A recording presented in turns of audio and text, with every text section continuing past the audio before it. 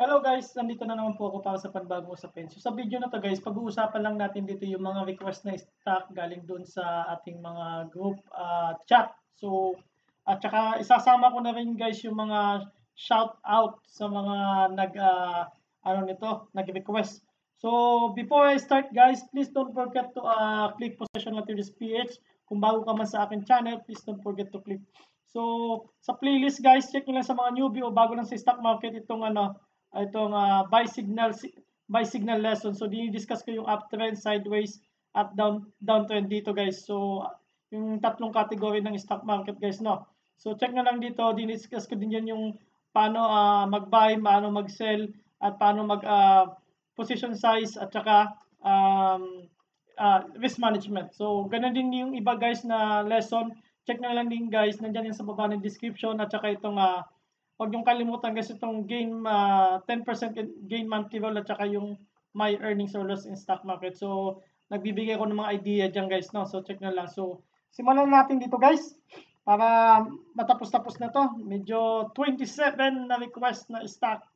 So sana makaya.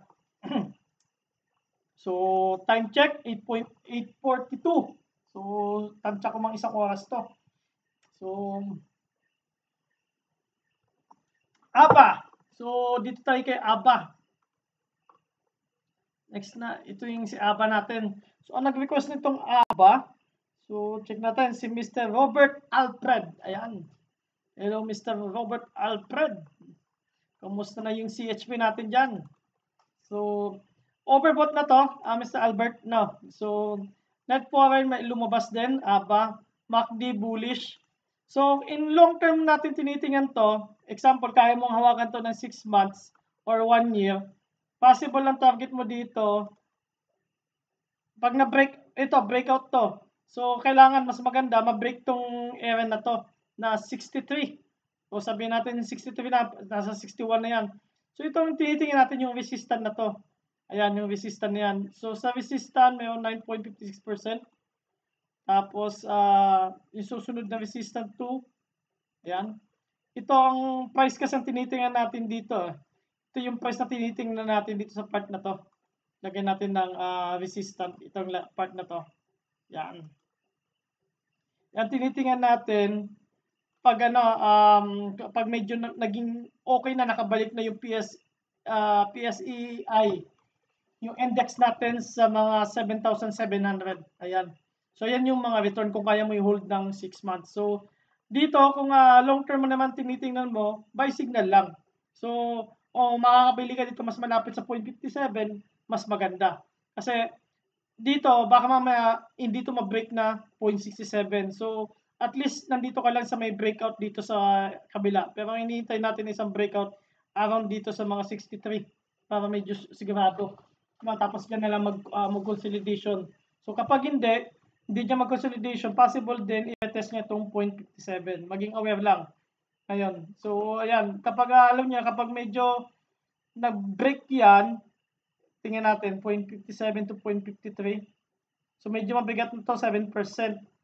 So, 7% kapag diyan ka nakabili, dapat mag-cut loss ka na. Ngayon, kapag dito ka bumili, 0.61, bumaba ng 0.57. So, 6.51%. So, ang buy mo lang dito, kung hindi ka pa nakaka-buy, tranches buy lang.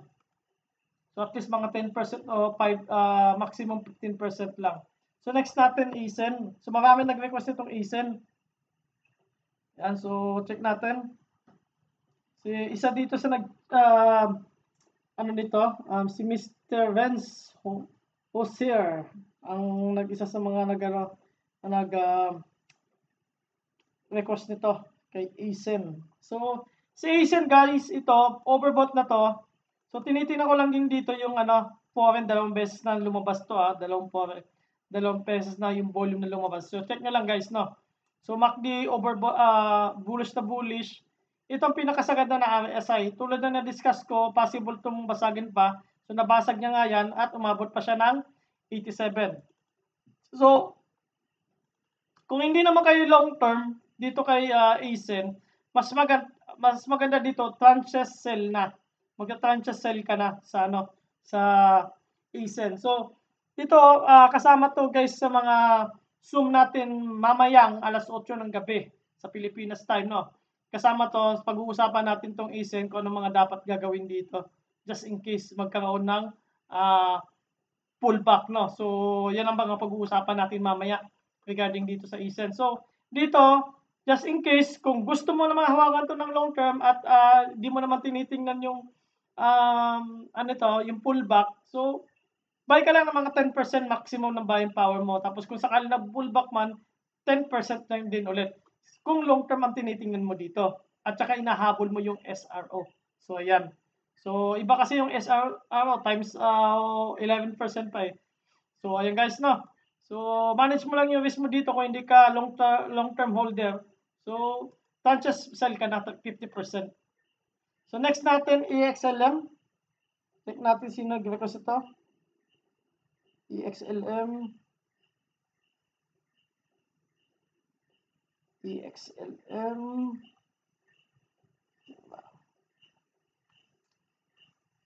EXLM. PXP. Yan, nag-request nito eh. Isa. So, teka lang guys medyo tingnan man natin to. Isa na lang si bata nito. Bull MSC.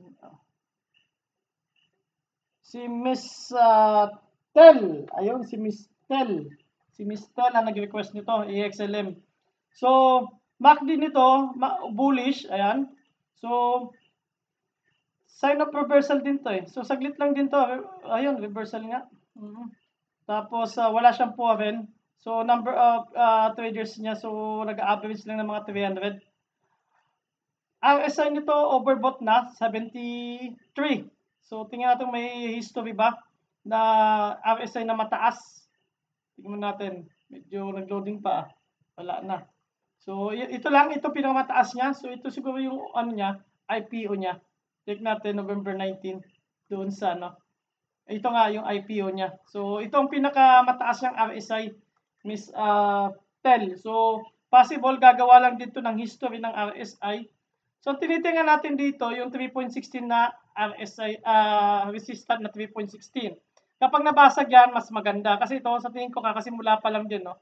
Kasi nagkaroon siya ng consolidation muna ng mga ilang araw to consolidation. So, dito sa part na to, consolidation siya. So, nagkaroon siya ng 15 days na konso. Nagkaroon siya ng 15 days na konso. So, ayan. So, tinitingnan natin, kaya niya mawasagin yung 3.16. Kung may base kayo dito, hold lang. Ngayon, kapag wala, check nyo lang to na 3.16 kung kaya basagan. Kung hindi, hintay na lang dito sa level ng 2.9 para just in case. Yan, kaya pag nabasag yan, so, hold mo lang yung position mo. Just in case, kung wala kang position dito, kaya lang mag-add, pwede ka tranches buy dito, 5% or 10%, tapos pag nabasag yung 3.16, tranches buy ka ulit. Ngayon, kapag nabasag tong 2.9, bumalik at nabasag tong 2.9, nag-close siya below, sell mo na. Ayan. Next natin, si Converge. Ayan, may nag-request ito kay Converge. Ayan, si Mr. Dre. Dre ba to? Lalaki ba to? Kalimutan ko, Dre eh. So, malamang lalaki to. So, kasama natin sa mga group chat yan. So, ayan guys, magkita-kita tayo mamaya. So, saglit lang natin yung Zoom natin para matapos agad tayo makatulog, makapagpahinga. Yan. So, wala pang Wala. Wala yun. Wala. Ayan. So, Converge. So, 30 minutes ang ginamit kong chart dito kay Converge, no? So, dito kay Converge, all-time high to. So, ito ang all-time high niya, 16.90. Yung opening nito, ayan, yung pinaka-opening nito, 16.8. So, dito, kung may average ka dito, parang ASIN lang din ang style nito or MM.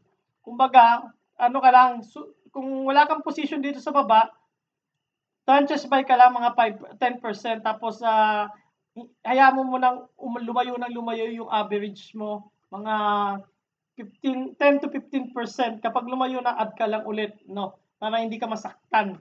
Kasi ito magiging ito ang resistant ngayon.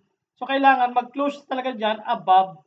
Guys na, sa opening yung 15 pesos nitong 16.78 nito, no, dapat mag-close above siya diyan at gumawa siya ng consolidation tulad nito, no. Gumawa lang siya ng consolidation diyan tulad nitong area na to para mabasag ng tuluyan tong IPO. So ayan, kung mayroon ka nito, hold mo lang. Ngayon kapag gagamit ka lang lagi ng 5 minutes nito, just in case para nakikita mo agad yung galaw. Para alam mo na kung magta-tranche sell ka na ng 50%. Ngayon, kung long-term holder ka naman, hold mo lang. Ayan. So next tayo, si Didi. Double Dragon, marami nag-request nito. So isayin natin yung si isa dito, si Mr. Christian. Ayan. Sino pa? Sinalay ata to eh. Hindi, LTG yun. Saan yung isang Didi? Ayan, si Ma'am Evangeline. Ayan, nag-request ng Didi.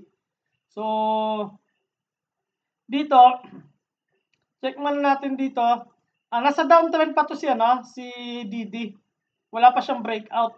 Tinitingnan ko to kanina eh. Ayan, no?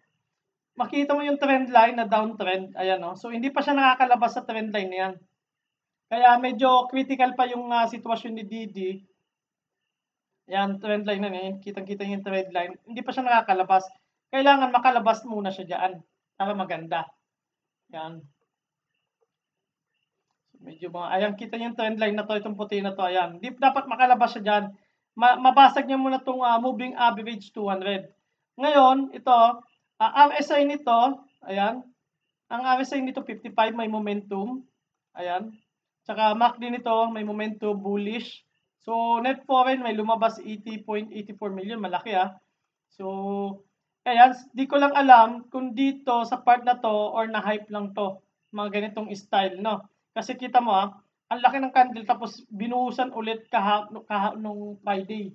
So, nauntog pa sa sa moving average 200. Ayan, no? Hindi na tumuloy. So, ang kailangan mo dito, ang pinakamaganda ditong pasok kay Didi kapag nabasag tong trend line, tapos mag-close above 200. Ngayon, just in case kung gusto mo talaga, abang ka lang muna dito sa support, mas makakabili ka dito malapit sa 13.85 na support, mas maganda. Pero kapag yung nandito sa gitna, ayan, dapat mag-close dapat din siya dito, isa pa mag-close pa dapat siya dito above 14.8 at saka mag-consolidation, mas maganda yon kaysa mga ganitong style. Kapag ganitong style, mas maganda bumili ka, mas malapit sa 13.85. Ngayon kapag nabasag yan, sell ka na kaagad kasi wala nang support to. Maghahanap ulit. May support to, nagsimula pala sa 2 pesos. So, ayan, mas maganda, sell mo na kapag nabasag dito sa 13.85, tapos hanapan na lang natin ng next support kung saan part siya. So, hanggat maaari, mga ganito, iniiwasan tong, ang stock na to, kung wala naman magandang news or magandang result sa earnings. So may earnings naman siya, 628.38 million, compare last year, negative lang ng 31. So mga ganito, mas maganda sa akin kasi kapag bumibili ako kapag ganito, gusto ko makita yung moving average 100 tsaka 200, nandito na sa support level. Hindi yung magiging resistant kasi medyo may tulog talaga yung pera mo dyan. Medyo maghihintay ka ng mga ilang linggo bago makabawi. So, DMW. So, kay Mr. Kevin, ayan. DMW.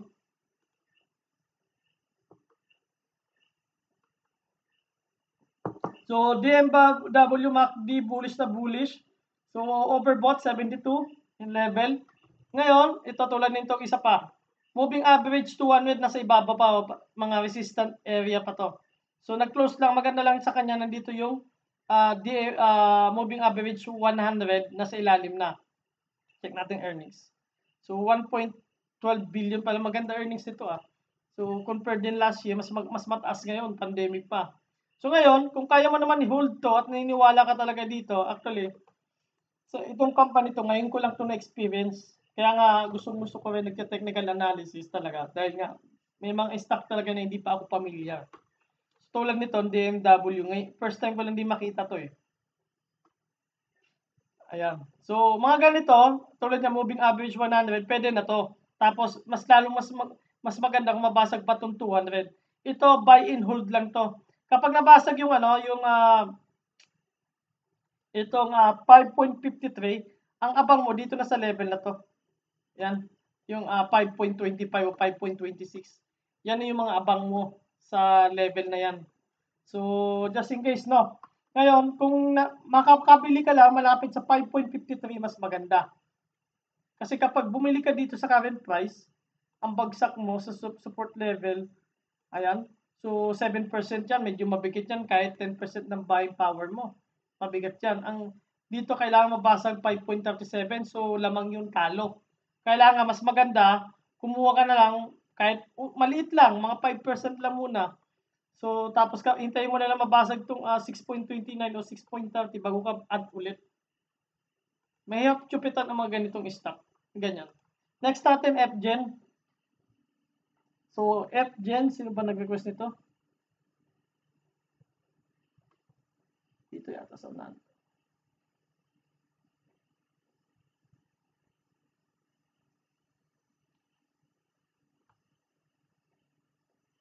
Ayan, si Mr.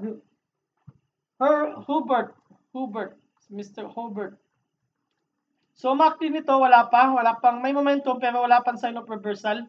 So, may net po na pumasok na 30.68. RSI, ayan, maganda, bumali siya, no?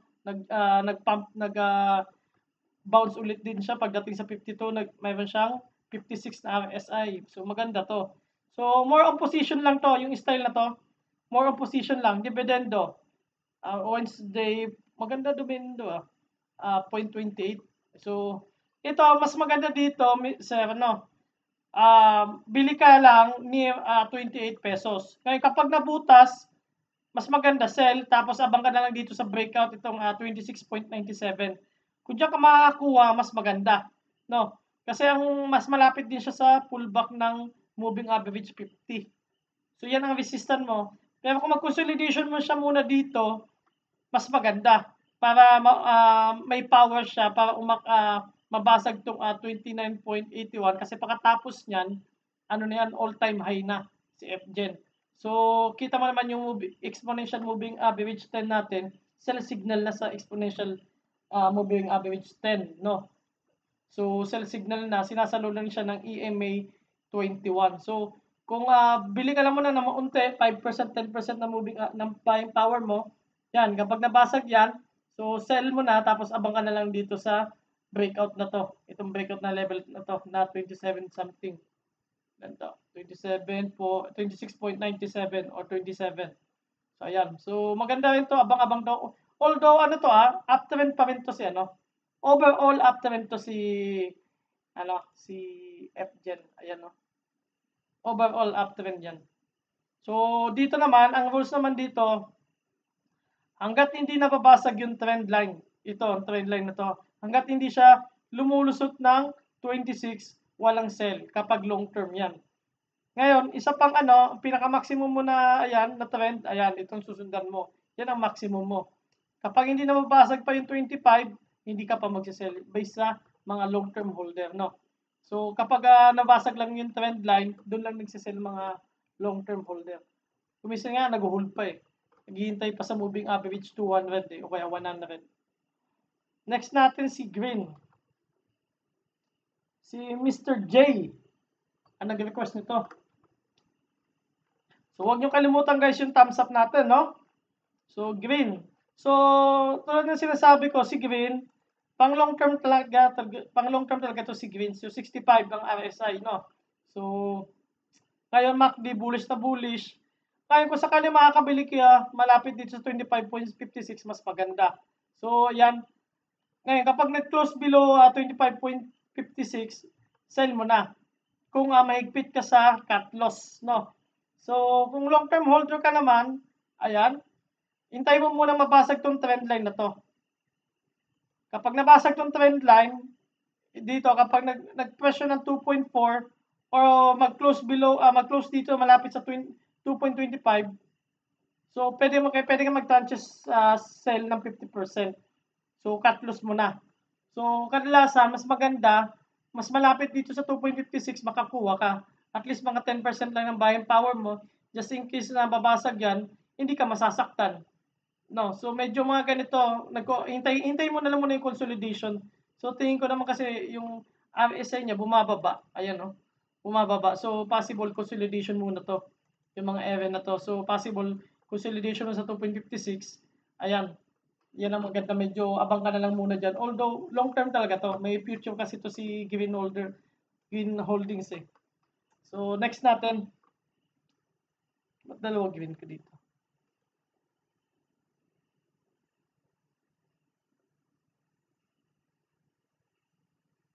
So next natin, GT Cup. Ayan. Si Mr. Joel. Ayan, si Mr. Joel ang nag-request ito. Sir, baka naman yung dito natin, 300 times na. So, baka naman. Kailan tayo magkita, Sir Joel? Ayan, no? 79. Yung RSI nito, GT Cup. MACD nito, bullish na bullish. Maganda yung pasok ng mga foreign. So dito, ito naman kasi GT Cap, sir. Ano to, pang long term. Maganda to hawakan sa long term kasi maganda magbigay ng dividendo to. Kita mo magbigay ng dividendo 3 pesos per share. Maganda to hawakan. Kung kaya mo i-hold to, hold mo na lang. Kasi kung titingnan natin yung itong part na to, January, dito sa level na to. Yan no.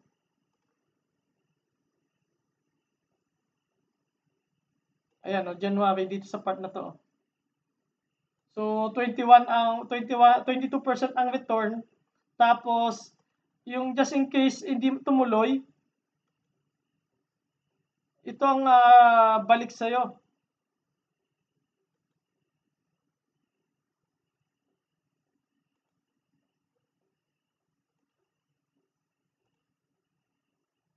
So kung 11.91, so halos 1:2. Halos kulang wala, 1:1.5. So mas maganda kung makakuha ka dito malapit sa 5.31, mas maganda. Pero kung long term holder ka naman, huwag mo na isipin 'yun kasi moving average 250, yung 50 at saka 100 crossover na rin, tsaka yung 200 nasa ilalim na rin. Kaya kung long term naman, walang problema. So ang mahirap lang dito kung ang time frame mo lang is mababa, mga 2 weeks, 3 weeks o isang buwan o mga 3 buwan, mababa, mahirap to. So dapat long term talaga to si GT Cup kasi mabagal lang din naman ang kilos lang ng to ni GT Cup, nagkataon lang to na ganito. So GT Cup, GT Cup, di ko lang alam kung sa Toyota to eh. O yung GGS yung Toyota. So maganda mag-dividend to si GT Cup, Sir Joel. So next natin, Holcim. Holcim, sino nag-request nito? Si Mr. Hertz. Ayun. MACD nito, bullish na bullish. RSI, check natin. So overbought na rin to, no? 76.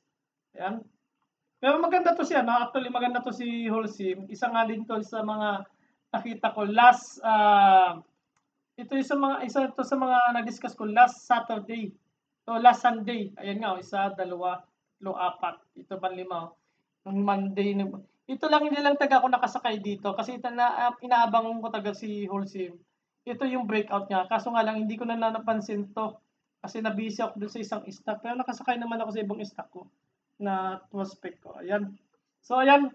Kung may Holcim ka, hold mo lang. So, lalo-lalo kapag nabasag tong moving average 200. Kasi ang magandang take profit mo dito eh.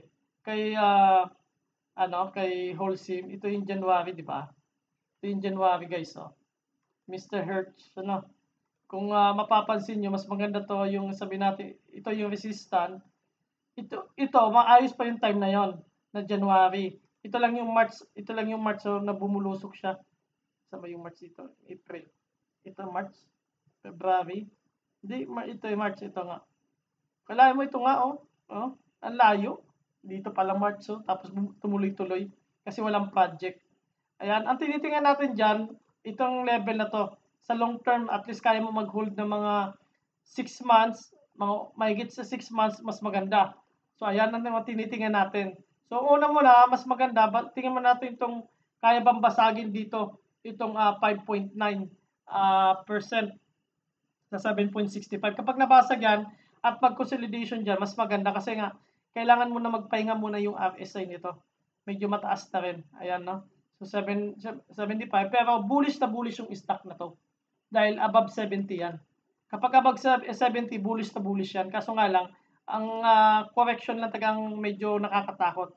Sana magkaroon siya ng correction kapag nabasag niya na itong 7.65 tapos consolidation na lang dyan para preparing for 9.95. Kasi kapag yan ang next target, 9.95, ito yung return sa'yo. Ayan, so 36%. So next tayo. IDC.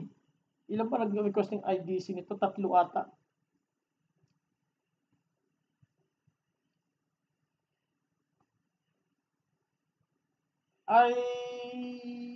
IDC, si Mr. Kit. Ayan. Si Kit, Lyra, tsaka si Jonas. Ayan. Ayan pa ba dito sa kabila? Ayan, sila lang pala. 3. So, ito. So, na-mention ko na rin to. Si IDC nung nakaraan, no? Doon sa aking ilang beses ko na binasa to, 74 yung RSI. Overbought to, pero kita mo naman, kakagaling lang sa the box correction. So, para sa akin, kaya pang mag-ano to, mag 3.6 to. So, mga ganyan, galing lang sa correction eh. So, Italian. So, check nyo lang yung fundamental nito mga bossing, no? So, just in case, ang balik sa inyo, dito sa 3.6, 5.68%, next na resistance, ayan, kasi tinitingnan natin next resistance yan dito sa part ng January, kung yung time na normal pa tayo. So, ang return, just in case, hindi kayo nakasakay, wala kayong average, ayan, so halos 1:1 yung return, no, kapag bumili ka sa current price. Kaya dapat talaga nakakabili ka tayo dito sa ginagawa nilang support na bago o gumagawa ng mga box. Ayan. Ngayon, kapag long-term holder naman kayo, ayan, gawan nyo na lang ng ano to, pang long-term na tawag doon, portfolio. Ayan. So, ayan. So, nasa box type kasi to. Ayan yung part na to. Ayan, no? Yung time na yan, ayan, yung area na yan. So, gumagawa siya na tapos nabasag niya. So, mas maganda, mabasag mo na ng 3.6 tapos gawa ulit siya ng box. So, kitang-kita mo naman yung trend line. Ang ganda nito. Na-discuss ko to around dito sa part na to. Yung 2.6 tapos nagkaroon ng breakout dito sa part na to. Tapos nagkaroon ulit ng breakout dito sa level na to. Ayan. So, sana nasundan nyo. So, kapag papasok lang kayo dito, mas maganda hawakan nyo na mahaba-haba. Yung mga ganitong style na stock. Hawakan nyo. Kasi lang ano na to bullish na to yung stock na to eh. So, gumagawa lang tayo ng base. Kung bakit nadidiscuss natin yan, gumagawa lang tayo ng mga base para safe tayo. So, pangit yung inahabol natin yung price, no? Dapat doon tayo sa mga base.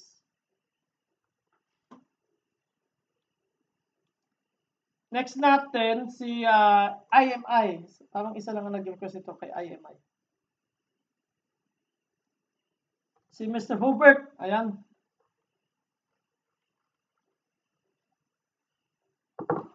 IMI nito, MACD nito, bullish na bullish. So, 65 ang RSI nito. So, net foreign nito, may lumabas. Ayan. So, pagdating sa IMI, so, ano yata ito? Yung sa New York na nag-IPO. So, maganda earnings niya.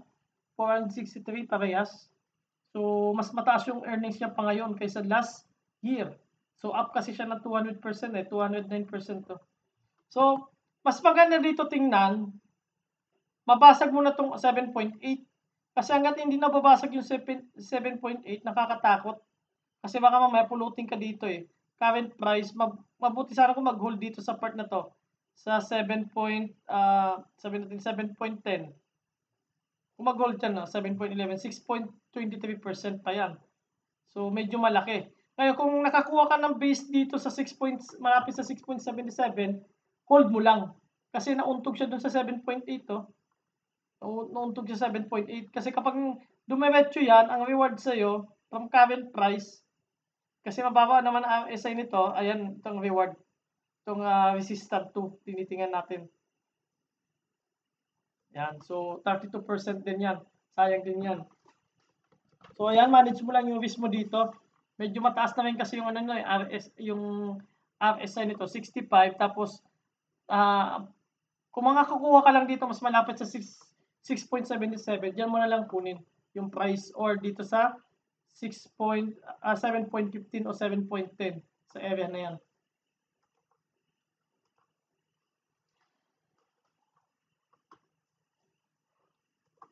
Next natin, GGS. Nantok na ako Hindi pa nakakain antok na. Kay Hertz din to. GGS. GGS. Ayan. So, RSI nito, check natin. So, ayan. So, 765. Ang medyo abangan mo lang na dito, mas maganda itong RSI na to. Mabasag mo na itong RSI na to. Yung part na yan. So, kailangan mo maganda mabasag yan para sureable yung momentum talaga na makabalik. So, MACD nito. So, bullish. Net foreign. Ayan. So, maganda rin ang pasok dito sa part na to. Mas madami yung pumasok kaysa sa lumabas. Dito kay JGS, mas maganda kung makakuha ka dito sa 70.20, mas maganda, o mas dito sa 72, mas hold mo lang. Kasi nga ito si GGS naman, hold long term to. Saka ito, maganda magbigay ng dividend to, 5%, no? 5%. So, mabibigyan ka ng 5% of shares. Kailan ba ang bigayan nito? X-date. Tapos na pala, October 27. So, ayan. So, buy near 70.21.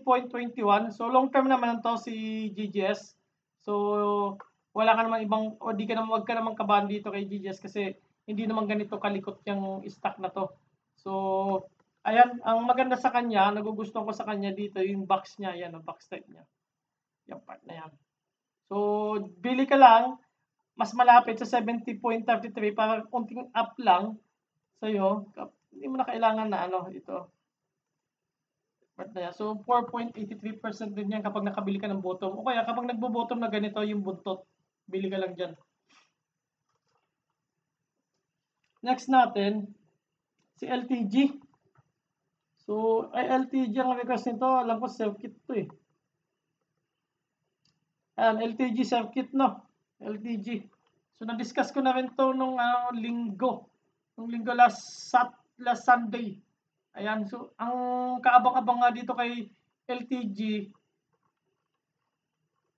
yung RSI niya, maganda pa tong RSI niya. So, 77. MACD nito bullish. Ayan, no? Tapos may net foreign na pumasok na 14.85 million. So, ito yung tinitingnan ko dito last Sunday. 1, 2, 3, 4. Ilan ba ito?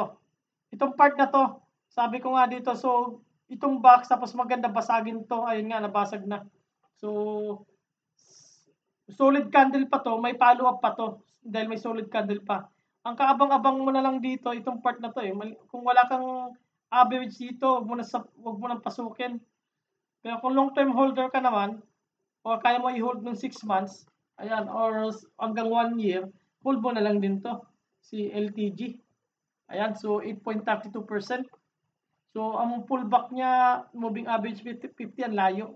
Ito maganda sa kanya, yung box na to, nung nabasag yung box. Dapat talaga nakakasabay ka kapag nagbabasag ng box, no? Ayan, no? Tapos, kit, ayan.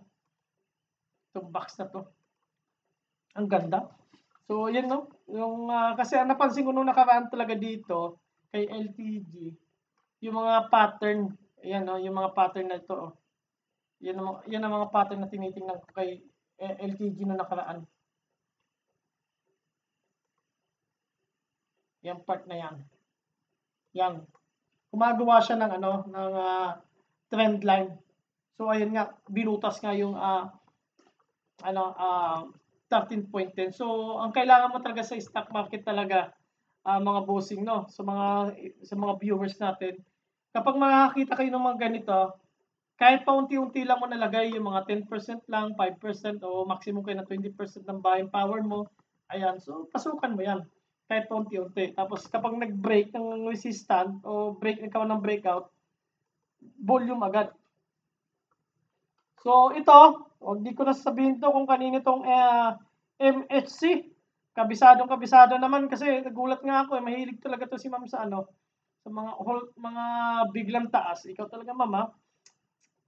So ang SI nito, ma'am bubble 6.08, 60.08. So okay pa to.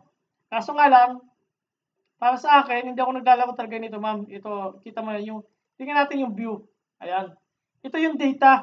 Bakit kailangan natin tingnan yung number of trades? So, ayan po yung data, ma'am, ha? So, ang pinaka nakikita lang natin data dito, itong mataas, no? Ayan, nasa anong level to? Ito pinakmataas niya na 2,000. Ang pinakmataas niya, grabe. May 2,000 ng trades. Ito na, 418. So, ngayon, nag-average lang siya ng mga itong level na to. So, 35 trades. Sa number of 35 trades na yan, possible yan, 17 or 15 na tao lang yan, nagpapalitan. Yan. 15 na tao lang yan.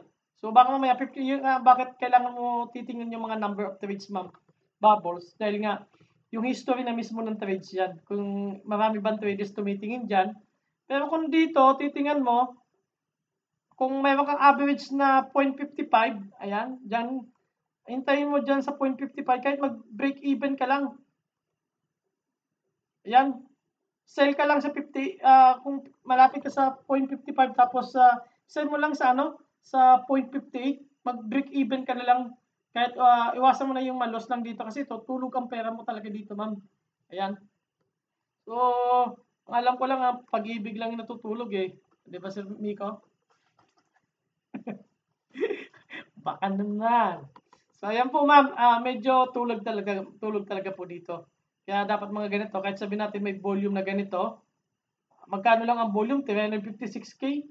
Tapos itong isang volume nito, 2.08 million. Except lang ma'am, no. Kung meron kang alam na fundamental or news dito na hindi ko pa alam.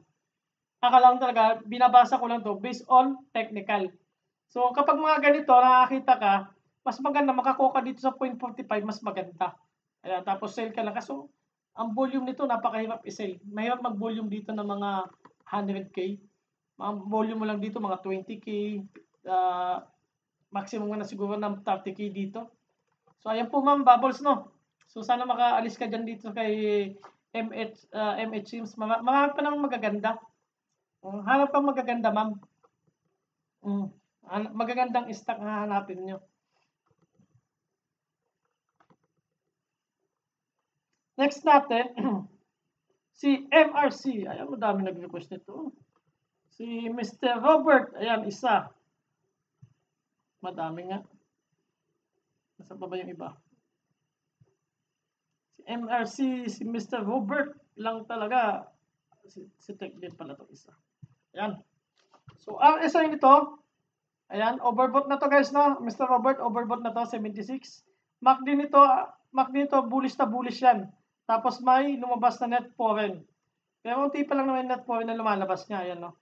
So, ito kasi buy and hold to. Nang matagal tong, maganda kasi may base ka dito. Masyadong na kasi to. Nauntog siya dun sa ating resistance na sinasabi ko. Sumakto nga talaga yung resistance ko, Kasi nga guys, itong yung REC nito, yung itong ano nga to, MRC na to, kabisado ko to kasi dito ako nag-gain ng 106% way back 2017 yata o 2018. Yan, diyan ako nag-gain ng from 42.42 pumalo pa ng 0.86 yan o 0.92 yung pinaka-high niya. Kaya nito, yung candle niya kasi hindi ko gusto. Parang ganito lang din yan. So, magkaiba lang yung kulay. pero halos same ang logic. Resistant nga lang din to ang inuntugan. Ito nga lang kasi, resistant ang inuntugan. Ito nga lang, nag-close lang din siya sa resistant. Kaya itong pagkakaibang dalawa nila, nag-close siya sa may resistant. Ito, nauntog siya sa resistant. So, kapag may next candle dito na pula, ay di mag-sell ka na. Abang ka na lang dito sa 0.48 or dito sa 0.41 kung kaya. Ayan. Kasi medyo mga ganito, medyo risky. Itong candle na to based on technical ng candlestick. Ngayon, kita mo naman yung volume na to, kinain niya pa. Ang volume nito is nasa 321, tapos yung candle na to 385, mas malaki. Mas maganda, wait ka na lang sa 0.48 or kapag malumusot pa dyan, mas malapit sa 0.41. Kasi kung susukatin natin, simula dyan hanggang dito sa 0.41, ang dip nito 23%. So kayang-kaya na saluhin yan. Possible na yan. So kahit wag na natin gamitan ng pivot retracement yan, mga ganyan, tinitingnan ko lang kuminsan kasi guys, based on my experience na lang guys, ang tingin ko kuminsan, kahit di ko nagamitan ng pivot retracement, ayan.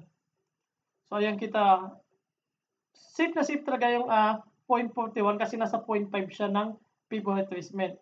Ngayon ang next mo, baka saluhin sa 0.45. Ayan. So ito, kaya pa itong basagin itong 0.5, kaya pa basagin yan.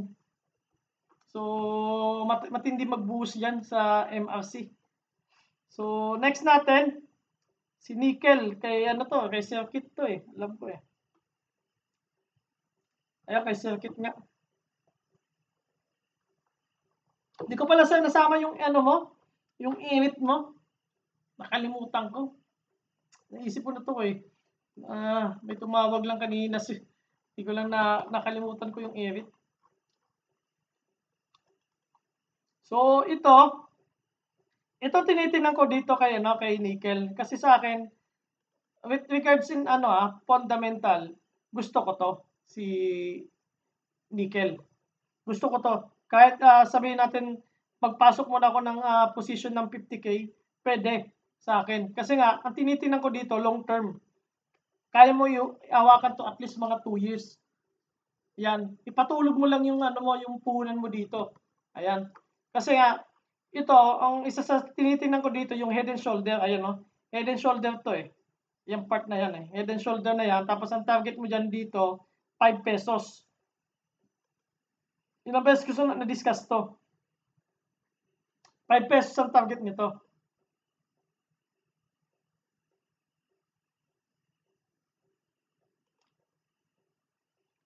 Yan, titingnan natin, no? Ang resistance nito 4.9. Sa 4.9, ayaw pa. Sa 4.9, 12.58 ang balik. Tapos sa 5 pesos, so 14.70%. So head and shoulder to Pag nabasag niya tong head, yung alos mirror niya, ayan, yun ang maganda.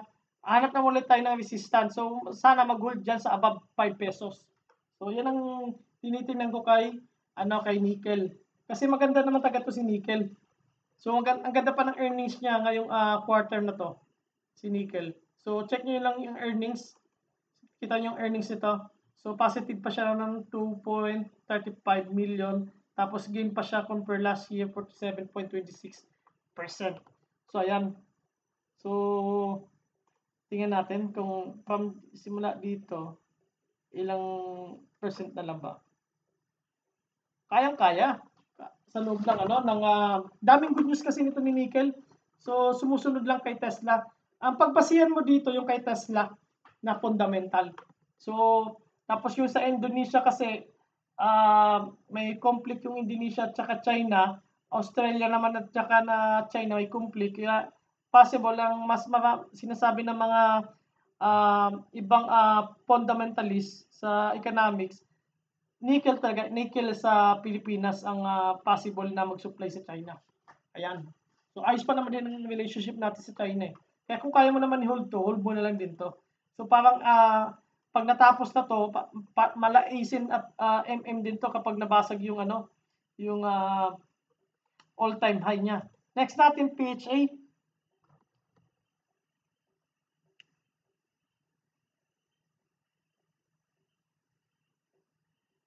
Sino ba itong kay PHA?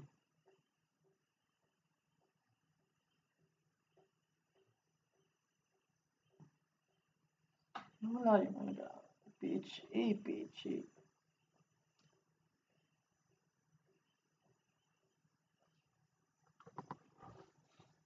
Ayan, kay kay Renz o Sir. PHA at saka MLC pala to. Dalawa sa kanila. So, dito kay PHA, grabe naman to. So, grabe to. 92, overbought na to, sir.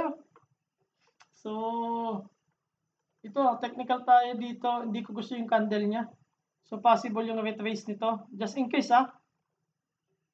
Ito, ang pinaka-ID dito kay PHA, bounce play. Dapat marunong ka mag-bounce play dito para pera to. Kasi kung hindi ka marunong mag-bounce play dito, mahirap. So, unang tinitingnan natin dito, mas maganda ang bounce niya dito sa 0.62. Ng pivot retracement ng 0.8382. Yan ang magandang bounce. Or dito, mas maganda sa 0.60. Ngayon, medyo sa tingin ko kaya nasasaluhin siya dito sa 0.55. Check natin yung dip. Yung dip niya dito, malalim na to. 29%, mag-dip ng 29%, malalim to. So, possible, ito 28% pwede pa to. Ayan, pwedeng dyan mag-bounce yung part niya kasi 28% na to, malalim to. So, ang kapalit niyan, mga ano na yan, mga 35%. Check natin. 40% nga ang kapalit to. So, malalim na to. Just in case. So, dito mga abang dapat mga bounce. Ngayon, kung simula doon sa closing, just in case tumiretso pa, ito, 31%, malalim to. So, mga 0.6 ang magandang abang dito kay PHA. Larong bounce lang kay PHA. Ayan. So, kung mahirap mag-position dito, mahirap na bumili. So, kailangan may pullback yan. Abang-abang na lang sa bounce play. Ayan. PLC.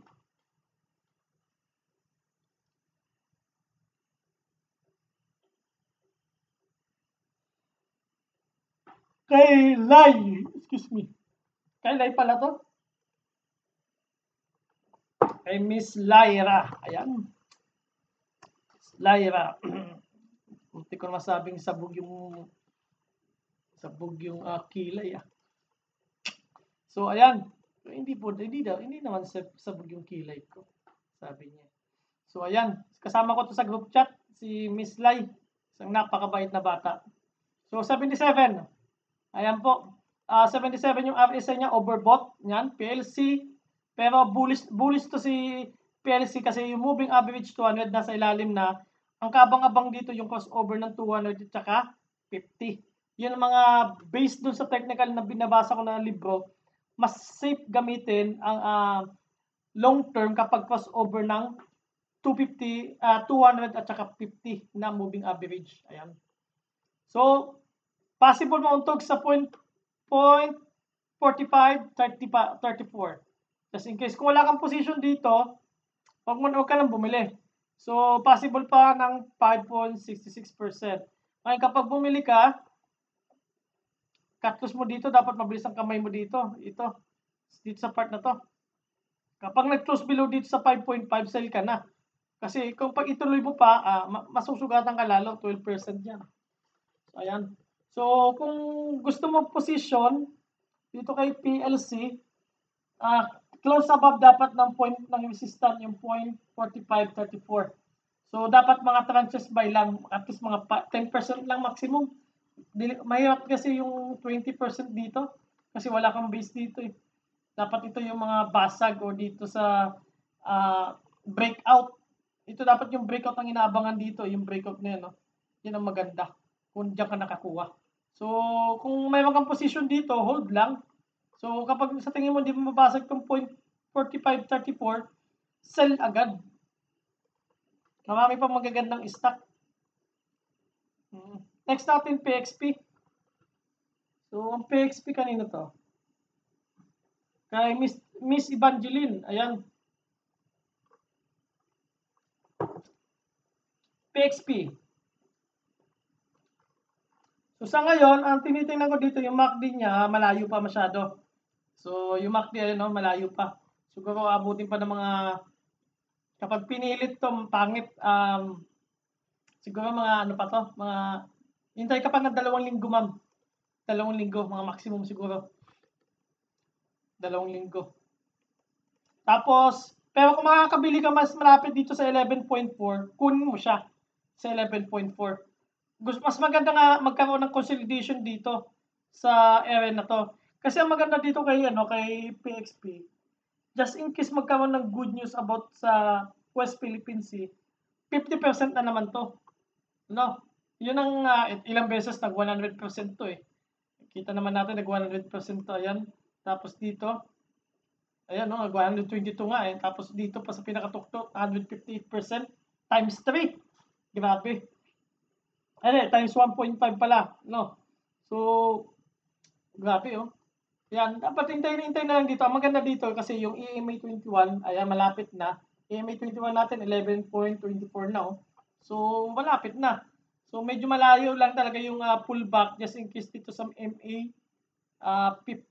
Ayan, 8.3, masyadong malalim yan. Kapag nagkaroon ng bad news lang. Yan ang mga possible, no? Pero kung gagamitan mo ng pivot retracement, yan level na yan, hanggang doon. So, ito muna. Itong level na to. Sa 0.9186 na yan. So, ayan po. Hold lang kapag meron. Kapag wala, gusto mong bili, malapit sa 11.4 lang. Ito, kay ano to, yung RRHI kay Ma'am Deng. Kay Ma'am Deng. Nagulat si Ma'am Deng sa picture. Akala niya babae. So, ayan po. Ito, ang SI nito, so 65. Ayan, mga 65. Ayan, 65, 64. MACD nito bullish. Ayan. Net foreign nito, walang pumapasok, oh. Puro palabas, oh. Net foreign, grabe. So, ano kaya meron ganito? Meron problema dito. Ang magandang hintay kasi dito, yung breakout ng trend line. Ayan. Inuwitan ko ng trend line to. Ma'am Deng. Lagay natin ito sa 10 years.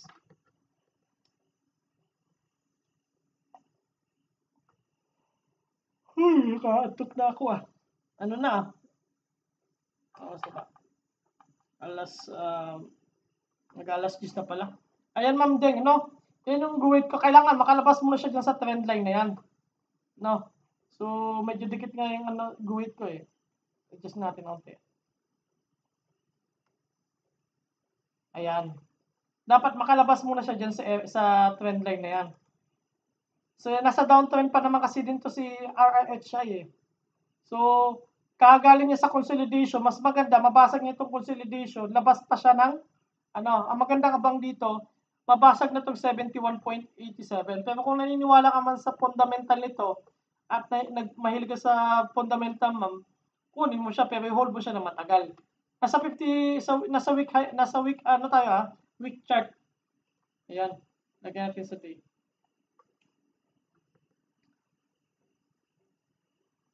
Ayan po. No, kung masakali lang, mabasag tong 7, ito maganda mabasag kasi 71.87 para maganda kasi baka mamaya mag-consolidation lang tulad nito, oh.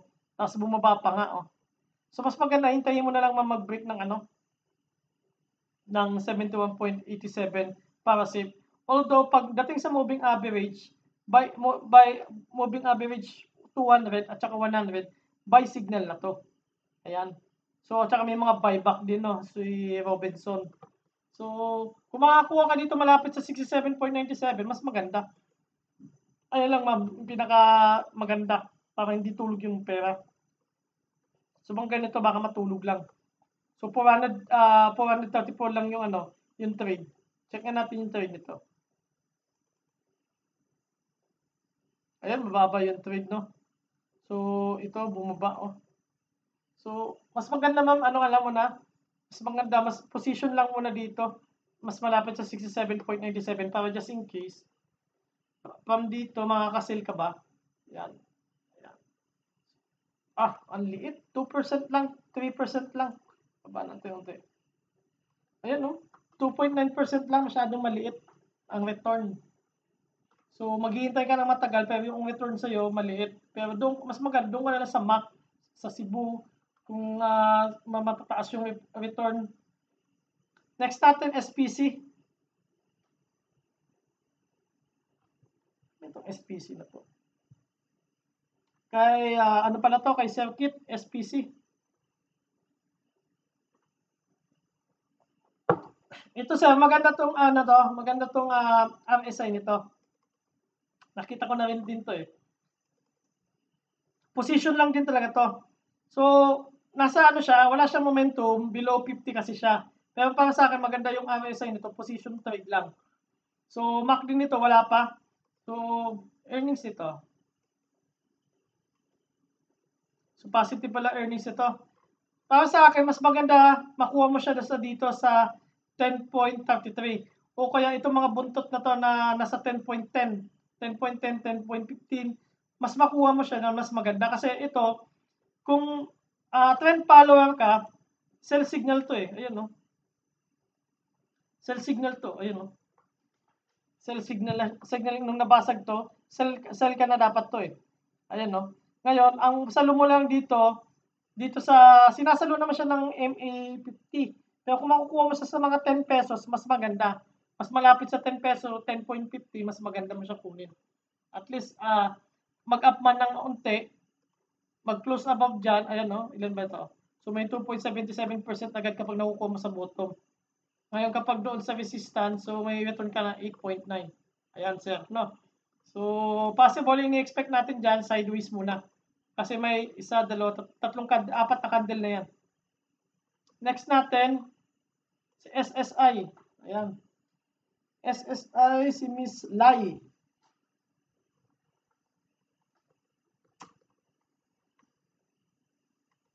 SSI, check natin yung ano.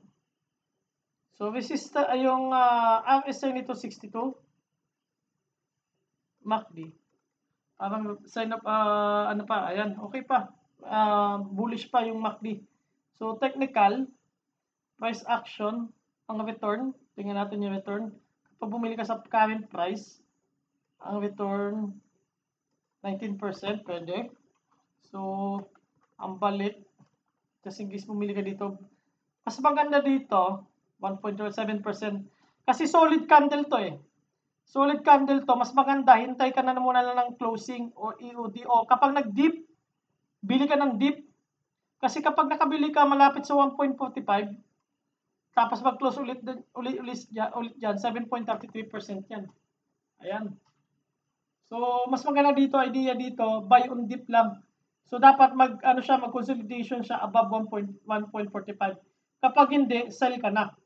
Ayan, yung breakout kasi yan dito, dapat, no? So, baka mamaya i-test niya yung 1.45 ulit. So, makakuha ka sa malapit sa 1.45, mas maganda. Next natin si Tech. So, last two. Si Tech, yun ba ito? Kay Mr. Kevin. So, discuss ko na rin ito ng last Monday ata to. MACD nito, bullish to. RSI nito, ayan, so 70 na, overbought na rin din to.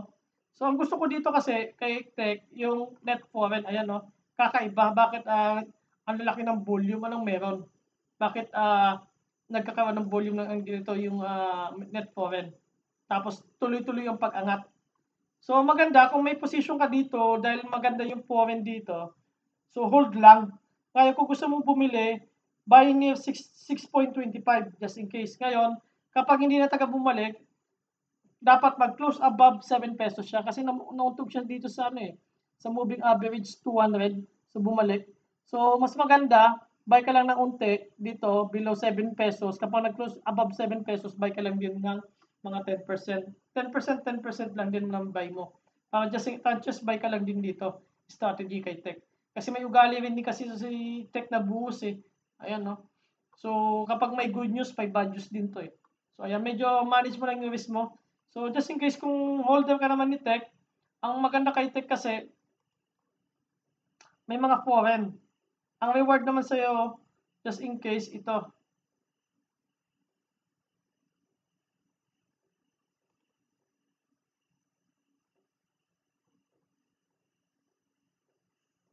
Ayan.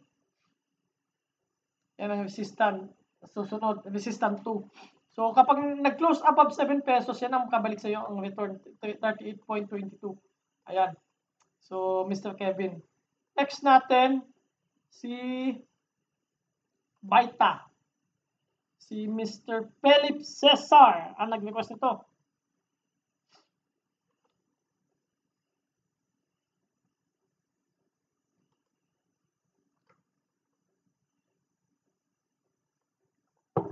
Bullish na bullish yung ano, yung MACD. Tingnan natin RSI nito yung net foreign buyers. So, madami din ng buyers niya. Yung Baita. Ang laki ng volume. So, wala pang lumalabas na foreign.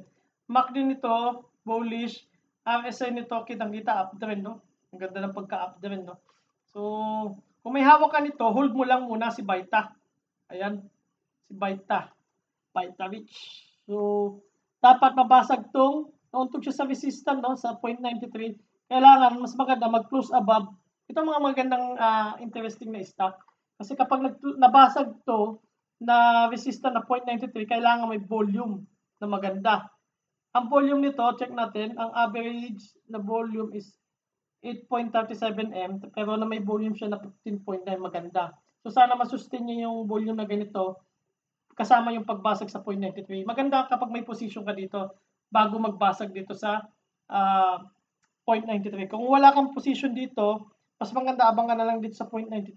Kasi baka yan, nauntog ulit, ang balik sa iyo niyan, kung nakukuha ka dyan sa 0.90, so mga 0.91 ka na dyan, ang lalim. Ayan o, 9% yan. So mabuti sana kung mag-hold dito sa part na to. Dito sa 0.85. Ayan. Mas maganda. So, mas maganda, wait ka na muna sa confirmation ng next candle bago yung buy. Kung sa tingin mo, yung EOD niya, yung sa closing niya, magko-close siya ng above 0.93, buy ka lang kahit tranches na 10%. Next natin, si Bull. Ang nag-request nito si kay Bull, grabe to. Umakyat to. Si Mr. Paulo. Hinahabol pa ba itong mga stock na to? Overbought na to, kitang-kita. Ayun, no?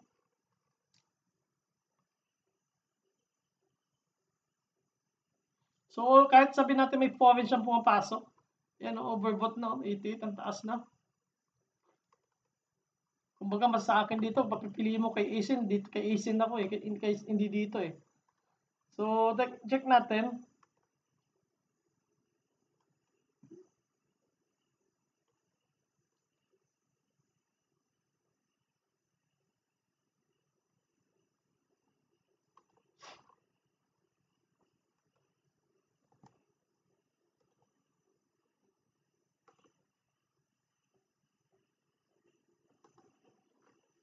So, nag-pull back pala siya, no? Ang ganda ng pull niya. Oh. Ayun, no? Nag-retest siya sa ilalim. Mga ganito, dapat yung mga salo mo, ganyan, no? Tapos nag-dip siya ng, ng 7%, mga 9% sa, Maganda to kung mga ganitong bili. Mga ganito, ang abang mo lang dito, yung mga ganito, abangan mo yung mga buntot. Diyan ka bibili sa mga buntot na yan. So, kapag nag-retest dito sa 1.06, mas maganda. Yan ang abang mo na lang kung sakaling gusto mong bumili. Kasi, ang hirap nito, overbought na, ang pag-asa mo lang dito, bounce play eh. Buy on dip, sell mga ganito, buy ka lang dito sa malapit dyan sa mga buntot na yan, 7.08, sell ka na dito. Mga ganyan. Gamit ka lang ng pivot retracement na inverted din. Ayan, so, manage mo lang yung risk mo dito kasi ano na to, ito yung confirmation ng candle. Wait muna. Kaso nga lang, ito candlestick technical, ano to, naka-doji. Ayan ang closing nito, 1.15 ito, nag-closing din siya ng 1.15. So, pagsasamahin mo yan, doji. So, indecision pa. Kapag pumula ulit, sell agad. Kapag pula ulit ang closing nito, magkuklose ng pula, sell agad. Kasi doji na to, nasa itaas pa, na malapit sa resistance. Ayan, so possible, reversal muna. So, correction ng price. Ayan, Mr. Paulo. So, I hope may na-share na akong idea sa inyo. So, time check, 9:46.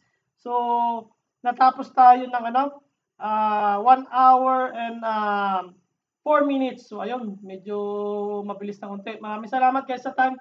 So huwag niyo kalimutan yung thumbs up at saka share na lang sa mga friends nyo. Maraming salamat.